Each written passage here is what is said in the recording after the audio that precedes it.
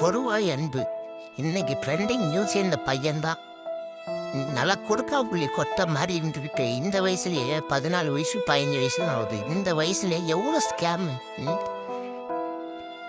1000 போட்டா 2000 ரூபாயா, 2000 போட்டா 3000 ரூபாயா, 3000 போட்டா 4000 ரூபா அப்படின்னு சொல்லி இன்ஸ்டாகிராம் ஃபாலோவர்ஸ்க்கெல்லாம் எவ்வளோ அமௌண்ட்டை வாங்கி இன்னைக்கு இந்த அளவுக்கு இந்த பையன் ஸ்கேம் பண்ணியிருக்காப்புல.